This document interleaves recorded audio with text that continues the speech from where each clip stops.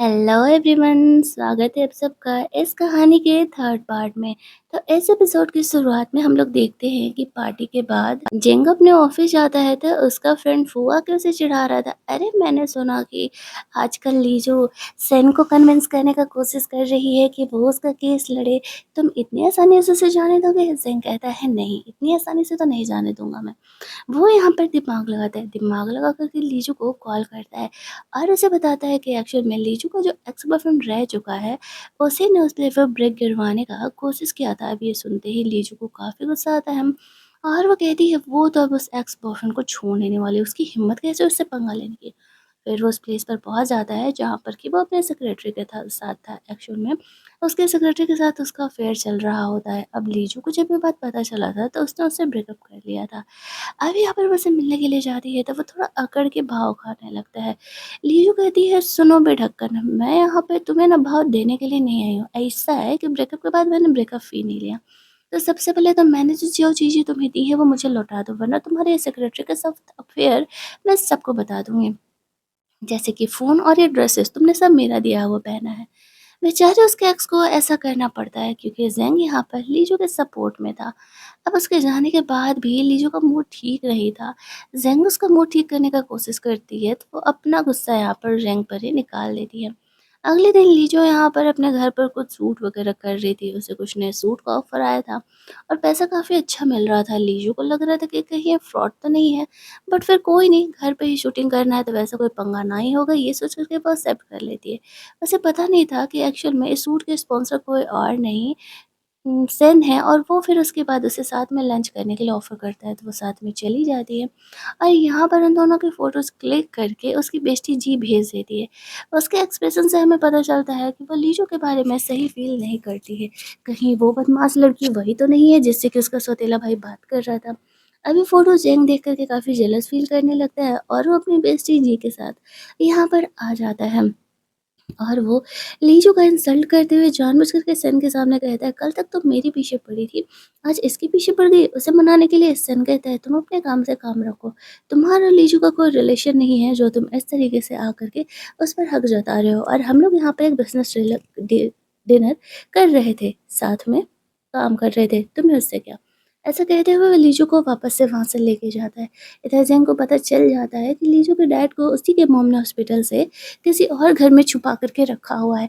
अब उसका काम था लीजू को अपने कंट्रोल में रखना और उसको कंट्रोल में रखने के लिए वो उसके डैड का इस्तेमाल करने के लिए सोचता है। तो जो डॉक्टर यहाँ पर लीजू के डैड का ट्रीटमेंट कर रहा था वो उसे अच्छे खासे पैसे ऑफर करते हुए कहता है तुम्हें मेरा काम करना है, बस यहाँ पे लीजू को ये दिखाना है कि उसके डैड के पास ज़्यादा ज़िंदगी नहीं बचा है, वो पूरी तरीके से लाचार हो जानी चाहिए। अगर ऐसा नहीं करोगे तो तुमने मुझसे ब्राइब लिया है, इस चीज़ का वीडियो मैं इंटरनेट पर फैला दूँगा। अब वो लड़का दोनों साइड से फँस जाता है। बेचारे उस डॉक्टर को यहाँ पर ज़ेंग की बात को हाँ कहना पड़ता है। वो कहता है ठीक है, लेकिन सिर्फ़ वो कुछ दिनों तक ही ये ड्रामा कर पाएगा, उसके बाद नहीं। ज़ेंग कहता है कुछ दिन काफ़ी है। फिर वो भी वहाँ से चले जाता है। लीजो घर जाती है तो उसकी बेइज़्ज़ती वहाँ पर आई हुई थी। लीजो को पता था कि उसकी बेइज़्ज़ती नहीं, ये पिक्चर क्लिक करके ज़ेंग को भेजा है। तो वो गुस्सा करके उससे पूछने लगती है कि उसने ऐसा क्यों किया? वो तो उसकी बेस्ट फ्रेंड मानती थी। क्या वो सच में उसका केयर कर रही है या फिर केयर करने की एक्टिंग कर रही है?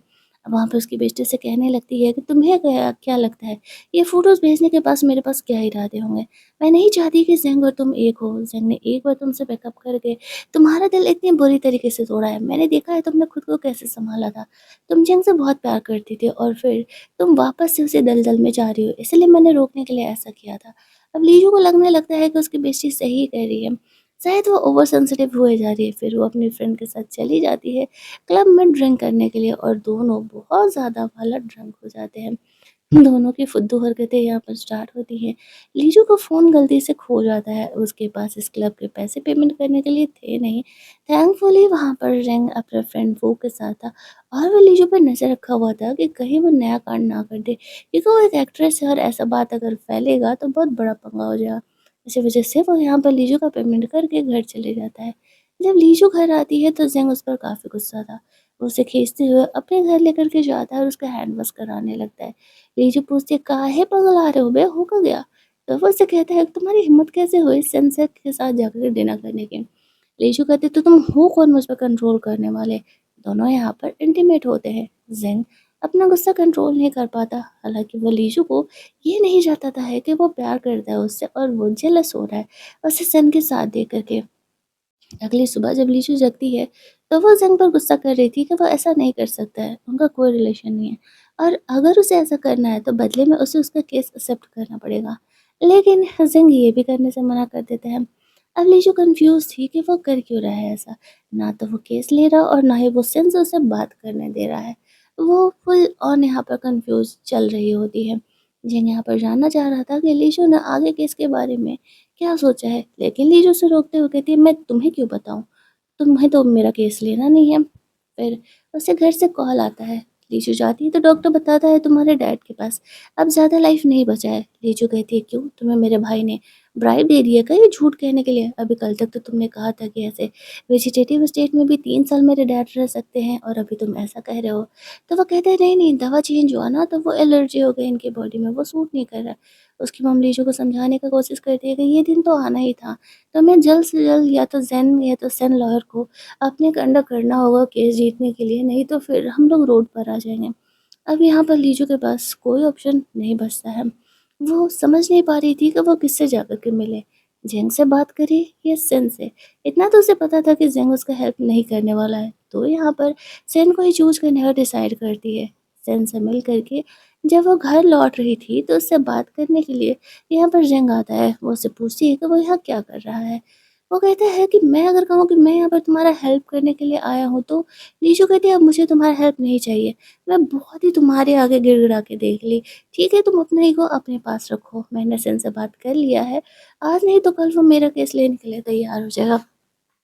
जेंग यहाँ पर हँसते हुए कहता है, तुम्हें लगता है कि इस पूरे शहर में कोई मेरे खिलाफ जाएगा? कोई तुम्हारा केस लड़ेगा? चांस ही नहीं हो सकता है। अब लीजो को नहीं पता था कि एक्चुअल में जेंग कुछ ज़्यादा ही रिच हो चुका है। एक्चुअल में वो पहले इतना ज़्यादा रिच नहीं होता था। इसी वजह से उसे लगने लगता है कि इसकी कोई और हिडन आइडेंटिटी तो नहीं है। तभी इनकी मॉम इन दोनों को बात करते हुए देख लेती है। घर के अंदर आने के लिए कहती है। वो जेंग से कहती है कि बोलो आखिरकार तुम्हारा शर्त क्या है? हमारा केस तुम ही जीतोगे ये मैं जानती हूँ।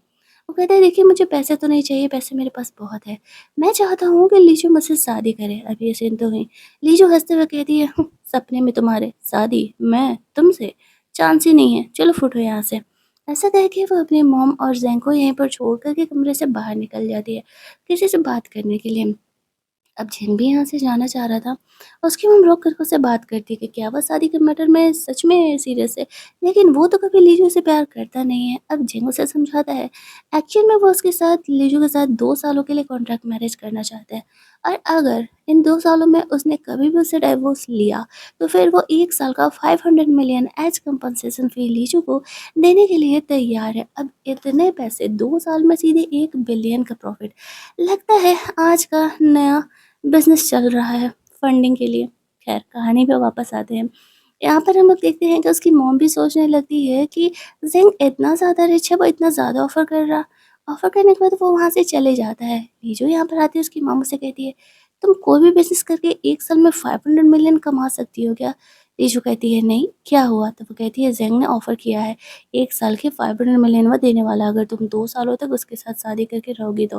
और अगर 2 सालों में तुम्हारा ब्रेकअप हो गया, डाइवोर्स हो गया तो फिर वो तुम्हें पैसे कंपनसेशन में देगा।"